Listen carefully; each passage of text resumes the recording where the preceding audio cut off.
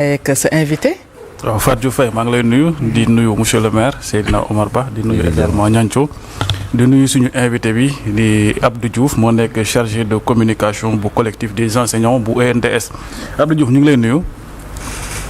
Sëñ Moussa maa ngi lay fay di nuyu ñu bokkal plateau commencé par Seydina nuyu Pape Sané nga xam ne yàgg naa ko seetaan lool ci télé bi tey ñu ngi doog a daje. di nuyu soxna Fatou. di ñaan rek li ñu fi war a wax askan wi mun cee jëlee njëriñ. alors pour askan bi jëriñu si foog nga wax ñu tamit ba xam ndax tey jël nga sa cereeg mbuum wala déet quoi en tant que séeréer njuufeen quoi comme fayee nii alors tey nag ñu war a waxtaanee situation bi nga xamante ni moo lambee ENDS muy école nationale de développement sanitaire et social ñu gis ni lu ëpp weer ñu ngi nii nekk ci ay mouvement alors mën nañ xam lan moo expliquer lan moo waral mouvement d'humeur bi nga xamante ni tey mi ngi jël ampleur au sein de l'ENDS. waaw Alaaji Moussa dafay baax trop balaa ñu xuus ci mbir mi ñu def tuuti historique u ENDSS maanaam ñu xamloo askan bi lan mooy ENDSS école nationale de développement sanitaire et social parce que bi Sénégal amee indépendance dañu hérité ay écoles yoo xam ne moom foofu lañ doon former ñiy liggéey ci wàllu hôpital. bokk ci école bu doon former sage-femme yi école bu doon former infirmier yi école bu doon former assistants sociaux yi ça et là mais bi ñu demee ba ci biir ñu xool ne école yi yëpp dañ leen war a boole fenn ci benn école mun a doxal ci lañ jëlee décision en 1992 créer école nationale de développement sanitaire et social indi infirmier yi indi sage-femme yi indi assistants sociaux yi mais également hygiénistes yi école mu nekk école boo xam ne regroupé na ay filières yu bëri yoo xam ne sax après dafa continuer di màgg parce que ci la ñu indi tamit filières yi nga xam ne ñoom ñoo doon former ñu doon tuddee spécialistes yi muy ay infirmiers wala ay sages-femmes yoo xam ne jàng nañ ba tollu fenn fi ñu ñëw defaat concours mais tamit filière yooyu amoon na yoo xam ne à l'époque direct la woon mënoon nga am sa bac rek ñëw def concours bi def sa formation génn dugg ci système de santé bi maintenant école boobu noonu dafa am ay rôle dafa am ay mission bokk na ci mu former personnel pour système de santé bi pour Sénégal mais pour Afrique de l'Ouest parce que école yi mu wuutu mooy école yi nga xam ne moom la ñu jëlee woon ca depuis ca colonisation ba pays yu bëri en Afrique pas seulement en Afrique occidentale fii la ñuy envoyé seeni doom pour ñu former leen donc école boo xam ne dafa am une reconnaissance internationale donc dañu war di former personnel mais également dañu war di renforcer capacité moom mooy tax nga gis infirmier wala sage-femme wala aide sociaux bu liggéey ba benn moment mu soxla yokk ay jumtuwaayam yokk xam-xamam mu def concours dellu siwaat ci école bi mais également école boobu noonu dafay appuyer les politiques publiques en matière de santé parce que Sénégal muy toog mu ne defar benn plan national de développement sanitaire et social PNDSS ne bëgg naa am lii ak lii ci wàllu personnel bëgg naa former tant de personnel par rapport à ça et que école boobu noonu moom moo doon jàpp ci loolu donc école bi continuer di wéy 2000 autant pour moi 1992 lañ ko installé muy wéy di wéy ba 2012 moo coïncidé ak l'avènement du président Macky Sall au pouvoir mais également moo coïncidé ak l'avènement du directeur qui est actuellement à l'ENDSS directeur boobu noonu ñëw maa ngi fàttaliku autant pour moi avant juste muy ñëw Sénégal dafa commencé woon dugg ci benn ère nouvelle par rapport à la formation en sciences de la santé parce que nag mënuñu nekk ci monde bi bëgg di dem en singleton déjà affaire yi day dox tout le monde évolue vers un système qu'on appelle le système LMD mais au préalable ENDSS changé na de paradigme bàyyi li ñu doon wax formation par objectif APO commencé woon formation par approche par compétence APC. loolu mu ngi première promotion bi mu ngi génn 2010 parce que dañ doon moo nekkoon phase pilote bi avant ñu ko généraliser ci Sénégal. bi ñu ko defee commencé 2007 première promotion bi génn 2010 ñu nekk di ko essayer ba gis ne baax na ci lañ ko doog a généraliser ñiy former ci infirmier ak sage-femme Sénégal yépp. maintenant aussi naturellement dañu war a évoluer vers le système LMD parce que dañu bokk ci li ñuy wax organisation ouest africaine de la santé.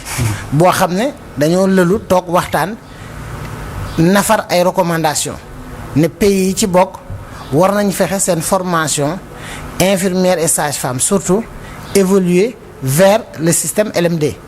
te kii di système LMD di forcément rattachement à l'enseignement supérieur. maintenant ci lañ gars yi commencé processus boobu noonu fekk nag directeur bu bees bi ñëw na. gars yi nekk ci ñii bëggoon nañ ñu dem ñii bëgguñu woon ñu dem ku nekk yaa ngi woon say raisons ñuy avancer mais di ci def ay communication je pense que yéen Walfadjri jot ngeen ci couvrir ay rencontres yu bëri. di ci def ay communication kii d'accord wala kii d'accord wala kii ba en 2022. au mois d'avril 2022 conseil des ministres avec sous l'égide du président Macky Sall décidé ne dañuy jël ENDSS rattaché ko à l'enseignement supérieur, n'est-ce pas? Ce qui était une victoire pour l'ENDSS par rapport au ministère de la santé qui voulait pas que NDSS dem enseignement supérieur. jamono boobu kan moo nekkoon ministère de la santé. ensemble boobu noonu suma jumul Abdoulaye Diouf Sarr moo fi nekkoon. n'est-ce pas donc demoon na tension yu métti entre NDSS ak à l'époque ak ministère de la santé ba daaw ñu jaaroo taal mais bi président décidé comme ñun ñëpp wax dëgg yàlla moom mooy suñu président su décidé ñëpp dañ ciy tënku. maintenant nag bi président di décidé daf ci boole ci décret bi. benn article 4 boo xam ne dafa jaaxal ñëpp parce que ñi nekkoon ci préparation décret bi yëpp bi ñu koy préparer aussi article boobu nekku ci woon mais article bi mu doon wax ne naam école bi yóbbu nañ ko université Cheikh Anta Diop mais personnel bi ak administration bi ils vont rester régis maanaam ba léegi la leen tënkoon ci ministère de la santé moom moo leen di tënk ba ñuy nafar yeneen textes yu bees. N'est-ce pas? Donc, nous, enseignants de l'ENDSS, nous, personnels de l'ENDSS, nous, administration de l'ENDSS, nous sommes toujours régis par les textes du ministère de la Santé. Maintenant, naturellement, nafar yeneen textes yooyu noonu dañ ciy toog ñun ñi nga xam ne moom la intéressé mais université ba nga xam ne dañ fay dugg ndax dafa am ay règles ci la ñu toog ñun d'abord au niveau de l'ENDSS waxtaan defar projet de décret, n'est-ce pas? Maintenant pour dellu si tuuti ci wàllu tubaab. dafa ne avant l'élaboration les enseignants et l'administration restent régis par les anciens textes jusqu'à l'élaboration de nouveaux textes parce que dafay baax nga def précision n'a pas dit jusqu'à la signature d'un nouveau décret jusqu'à l'élaboration de nouveaux textes donc loolu français la ku nekk rek da nga koy interpréter. maintenant bi ñu toogee ñëpp ñu ko seet ñu waxtaan ci benn projet de décret. parce que nag comme ñun ñoo yàgg di former personnel infirmier ak sage-femme am nañ spécificité boo xam ne suñu duggee université tamit dañ ko war a yóbbaale ñu ne nii lañ bëgg a taxawee tënk ni ñu bëggee woo ci ñëpp ñi nga xam ne dañ ci yëngatu les syndicats du secteur de la santé maanaam les partenaires sociaux les associations woo ñëpp. parce que nag sooy discuter ci avenir u réew da ngay woo ñëpp ñi ci bokk ñëpp ñëw ñu toog bokk waxtaan. ba tënk benn mbir biñ ci tënkee mbir moomu noonu ñu dem présenter ko ak waa université. ñoom tamit dañuy indi les règles et les fonctionnements de l'université waa nii bëgg ngeen ko nii mais mënul demee noonu université parce que règle ñu waxtaan ba tënk. à l'époque recteur Amadou Ali Mbaye monsieur professeur Amadou Ali Mbaye moo fi nekkoon mu ne woon suñu waxtaanee ba tënk ba jël décret bi. jébbal ko conseil d'administration université ba ñoom ñu valider ko comme ni ñu defoon ak yeneen 7 écoles yi nga xam ne jot nañ leen rattaché à l'université dañuy commencer directement la mise en application en attendant la signature du décret parce que décret bi mun na yàgg te duñ ko signer et quand on prend l'exemple de l'ESEA il nous disait le GA a été rattaché à l'université en 2008. Mais son décret de fonctionnement est sorti en 2021. C'est-à-dire 13 ans après. ok Mais n'empêche, eux, ils avaient déjà commencé. ok Ouais. mais li ma bëgg a xam comme wax nga ko 2022 la ñu rattaché ENDS à l'université maanaam boole ko mu dem université kon donc tey mën nañ ko considérer comme université supérieure quoi maanaam enseignement supérieur alors est-ce à dire que tey forcément bu ñu ko rattaché ci université yéen enseignants yi tamit dañ leen war a considérer comme des enseignants supérieurs. waaw je disais pour ma clarifier aussi 2022 bi. ci lañ ko adopté en conseil des ministres. mais comme tubaab la xam. kayit bi mu ngi génn au mois de février 2023. si. avril 2022 lañ ko adopté d'accord mais décret bi ñu ngi ko signé au mois de février 2023. su ñu signé décret bi au mois de février 2003 maanaam école bi léegi université la bokk. bâtiment université la étudiants université la. lépp université la sauf li desoon li nga xam ne moom la article 4 bi bloqué woon muy enseignants yi ak administration bi donc ñu nekk ci processus boobu noonu bi ma nekkoon léegi defar nañ projet de décret bi ba d'accord ci ak université yóbbu ko seen conseil d'administration ba conseil d'administration validé ko donc ñu jàpp ne lañ ñu waxoon lépp mat na léegi dañu war a commencer maintenant nag intégrer enseignants yi intégrer étudiants yi.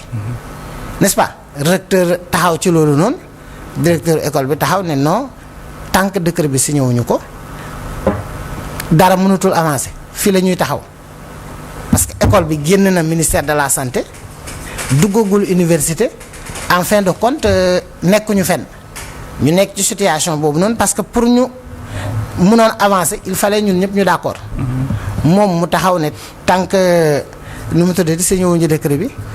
affaire bi du avancé te signature décret boobu noonu nag ñu dellu si mais décret bi defaroon nañ ko avant président Macky Sall di dem bokk na ci décret yi nga xam ne enseignement supérieur nafaroon na leen pour président Macky Sall signer leen avant muy dem envoyé ko à la présidence mettre ko en circularisation yëpp mais à notre grande surprise le président Macky Sall a signé tous les décrets sauf décret boobu noonu.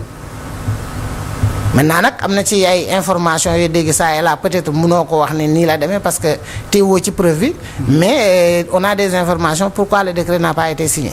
lan ngeen am comme information. N'est-ce pas que y a des gens qui l'ont soutiré au niveau de la présidence et ces allégations là même da ngay dem au niveau de l'université ils vous disent que non le problème du décret de l'ENDSS ça s'est pas passé au ministère de l'enseignement supérieur mais c'est plutôt à la présidence. Donc en fin de compte on comprend pas. Maintenant quand le nouveau pouvoir est arrivé nous étions dans ce processus là mais au préalable ñun en tant qu'enseignants avantages yi ñu amoon au ministère de la santé on les a perdus parce que le ministère de la santé naam décret bi dit que nous sommes toujours agents du ministère de la santé mais le ministère de la santé nous a coupé tous nos avantages. Imaginez un fonctionnaire de l'État nga feebar wala sa njaboot feebar nga dem wuti imputation budgétaire ñu ne la non mënuñ la ko jox. Et ça c'est des situations que nous avons vécues pendant 3 ans. ok n'est-ce pas. oui allez-y. mais est-ce que avant ngeen di dem ci recteur à l'époque muy Amadou Ali Mbaye est-ce que dem ngeen à la rencontre du directeur Cheikh Faye su ma juumul noonu la tudd. Daouda Faye autant pour moi. est-ce que dem ngeen à sa rencontre pour vraiment parler de la situation ngeen xool lan moo bloqué à ce que ñu rattaché leen maanaam ñu considérer comme des enseignants supérieurs. voilà foofu laa bëgg a ñëw yow bi ñu demee ba.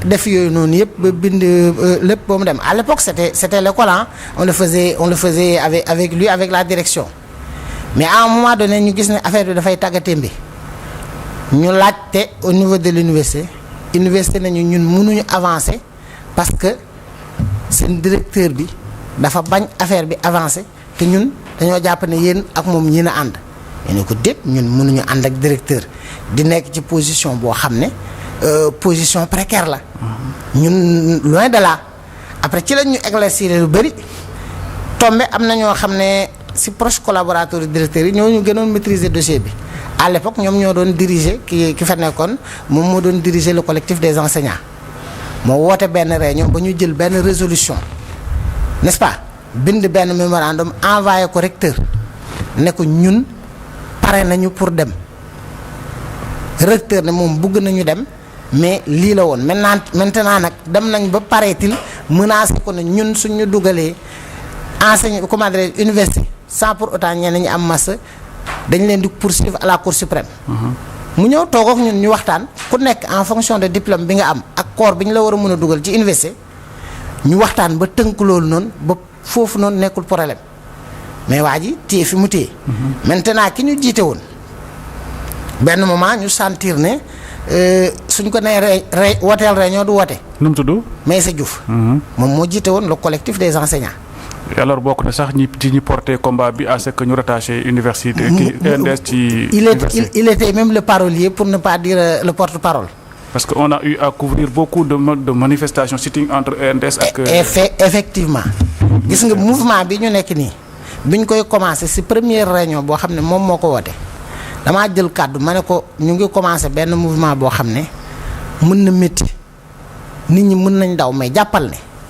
soo demee ba gestu sa ginnaaw nga gis kenn rek koo xam ne moo taxaw sa ginnaaw man lay doon parce que c'est un combat de principe ñun xeexuñu pour une personne dañuy xeex pour une institution parce que école bi dafa dem ba taxaw kenn xamatul lan la démb d'ailleurs dégg ngeen étudiants yi ñu def benn point de presse di casse par rapport à la situation parce que retrouvé tuñ parce que ñun en réalité ñun nekkuñu di casse suñu bopp dañu am école boo xam ne école de référence la école bi dem ba nekk en danger ñu war ko taxaw te keneen du ñëw taxawul ñu ko lu dul ñun ñi nga xam ne ñun la yàlla def ñu nekk foofu noonu te Olof Ndiaye dafa faral di wax ne ba su dee su jotee ku dund doo gor. donc fi mu nekk nii suñu taxawul école bi suba dinañ ñu ko laaj moom moo tax ñu nekk ci taxawaay boobu noonu léegi bi ñuy commencé mouvement bi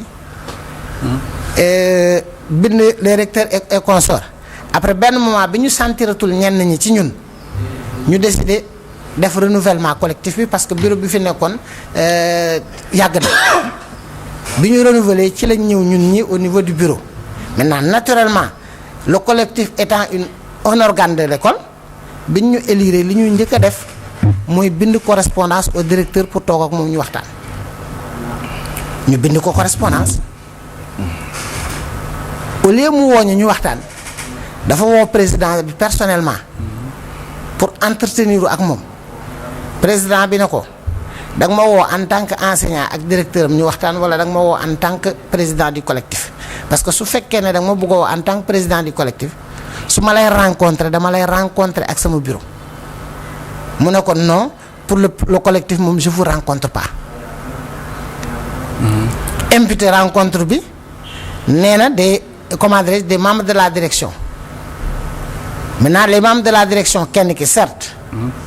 c'est le secrétaire comment dirais-je pas le surveillant général de l'école l'autre c'est le chef de service des admissions et scolarité mais keneen ki mënuñ la wax ban rôle lay jouer à la direction parce que bokk ci organigramme direction bi ñu am moom bokk ci te moom moo jiite woon délégation bi te ba pare ñooñu ñëpp si ñun la ñu bokk ñu ne leen mais ñun ak yéen ñoo toog barki démb di nafar li ñu war a nafar pour ñu ñëw di leen ko waxaat amul sens ñun li ñu bëgg mooy ñu toog ak directeur ñu waxtaan jëm ci kanam mu ne ñu carrément je vous reçois pas et que allez vous où vous voulez je vais me battre.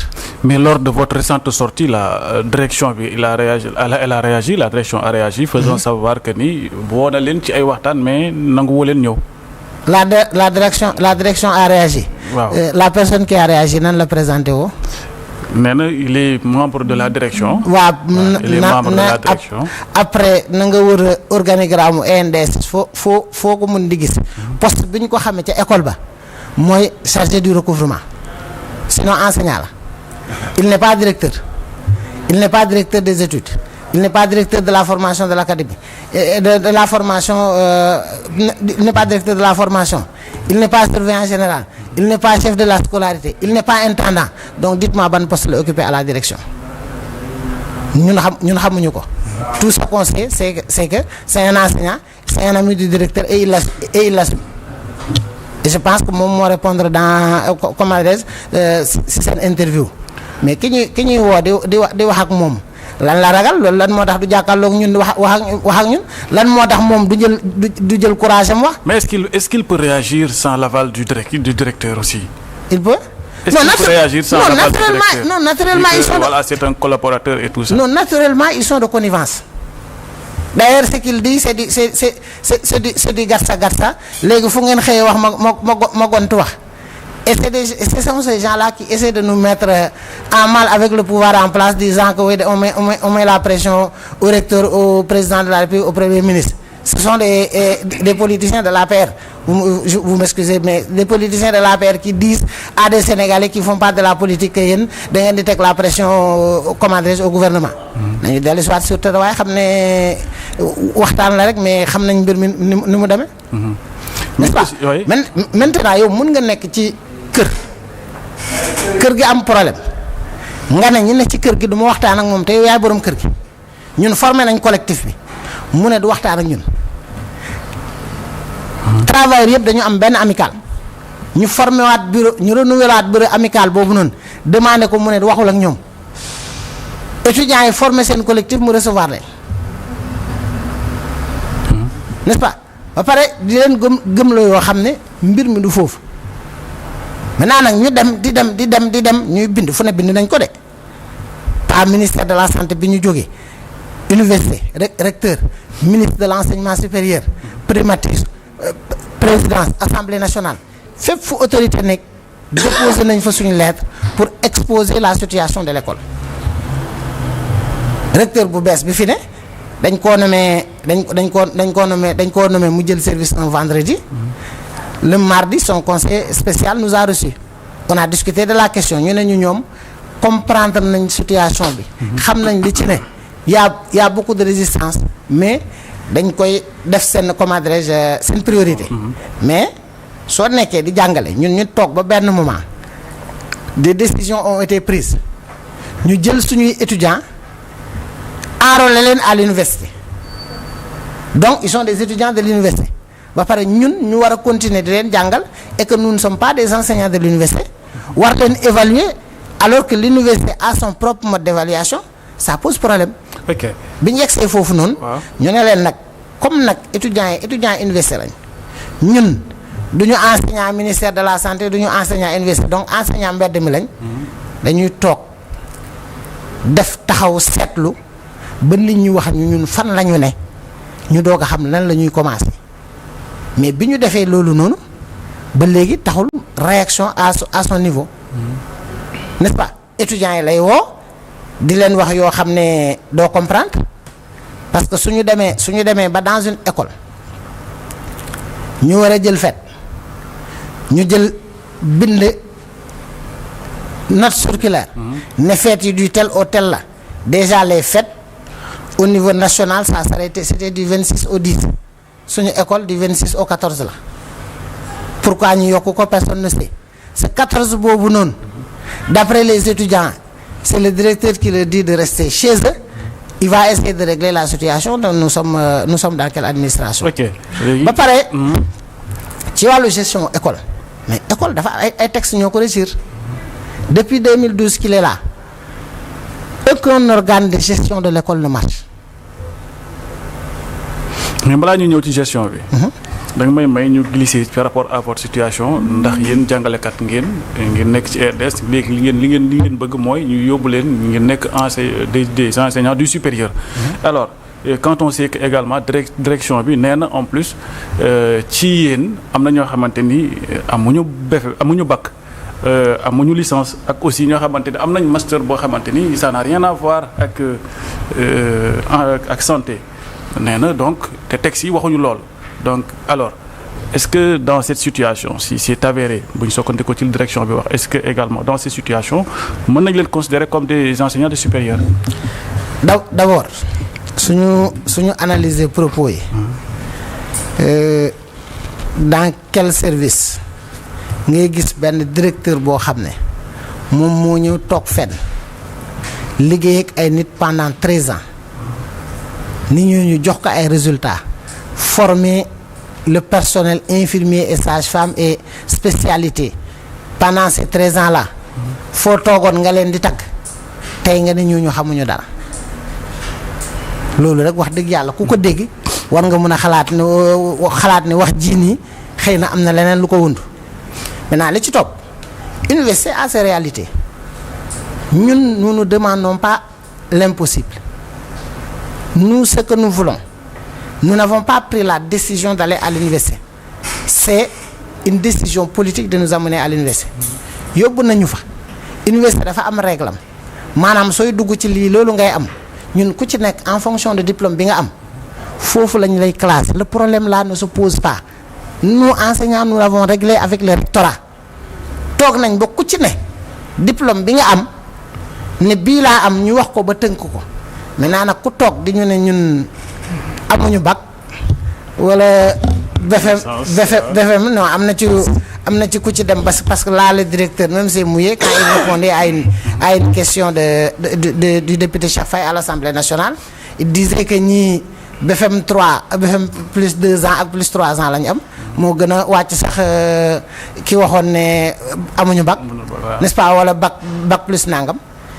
NDSS niñ ko nafaree ña fa nekkoon doon former ay techniciens supérieurs lañ doon ne maintenant technicien supérieur kii di technicien supérieur mooy ñi nga xam ne dañu amoon bac ñëw def concours bi directement ñu former leen pendant 2 ans ak infirmier d'état ak sage-femme d'état yi nga xam ne dañoo liggéey pendant 4 ans à la fonction publique n'est-ce pas def benn concours ñëw defaat une formation de 2 ans pour nekk technicien supérieur pour nekk enseignant te ña fa nekk si ñu ma ci xam ci ñi nga xam ne si ñun la ñu bokk ci xeex bi wax ay la yow gisuma si ku si amul bac. n'est-ce pas te ñi ci amul master en rapport avec la santé ñi ci amul master en rapport avec la santé ils font pas 5%. ok léegi pour aller un peu vite. pour boucler quoi en fait yaa ngi doon wax sànq gestion bi ngeen di ko décrier parce que j'ai eu à vous couvrir alors yéen ñaawlu ngeen kii bi maanaam gestion direction bi en plus direction bi tamit nee na depuis 2012 mosoo leen ŋaññi li nga xam ne moo di gestion bi tey ngeen xëy rek di ko ŋaññi est-ce que ça ne veut pas dire que yéen li ngeen bëgg mooy ñu rattaché ñu def leen ay enseignants supérieurs moo tax tey ngeen di ŋaññi décret bi. non en fait xam nga problème su amee da nga koy analyser de manière générale maa ngi def lu jubut mosu leen yàgg ngeen fi mosu leen ko wax tey ngeen wax ko est-ce que tax na loolu ngay wax est-ce que tax na loolu ngay def jub maa ngi def lu jubul yàgg ngeen ko waxu leen ko woon est-ce que tax na loolu ngay wax jub c'est ça la question qu'il faut se poser. et maintenant nag une école comme ni ñu ko waxee dañ ko war a gérer correctement. dafa am ay règles. règle de gestion yooyu noonu. benn appliqué wuñu ko ci. d'accord. directeur moom mooy gérer. sooy wax ak moom sax da lay ne mon école. n'est-ce pas donc ce qui fait que situation bi toll foo xam ne pour véritablement synthétiser. enseignants yi dem nañ ba gisuñu seen bopp ci ni ñuy gérer école bi. enseignants yi xamuñu fan la ñu taxaw. te bëgg nañ xam fan la ñu taxaw. képp ku ñu waroon bind. à commencer par le directeur bind nañ la ba fi ñu jàpp ne foofu la autorité yi yem bind nañ leen jëm nañ fa gis nañ ni ñu mën a gis.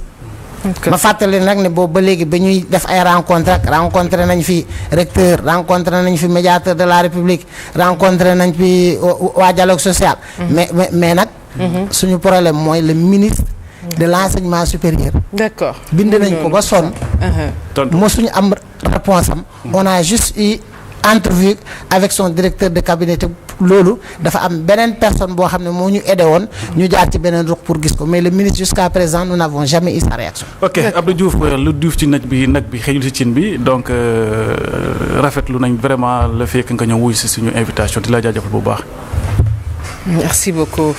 voilà merci maa ngi leen di gërëm di leen sant bëggoon naa gën a yaatal mais nag comme ni nga ko waxee. mbir mi tamit émission la am na yoo xam ne yeneen dafa war a ñëw. en tout cas ñu ngi leen di gërëm di leen sant. ci invitation bi pour permettre ñu mun fi wax loo xam ne xëy na Sénégalais yi dinañ ko dégg xam ci ban situation lañ nekk. d'accord merci beaucoup Abdou Diouf merci Moussa Sène noonu la ñuy ñëwee ci chronique du jour.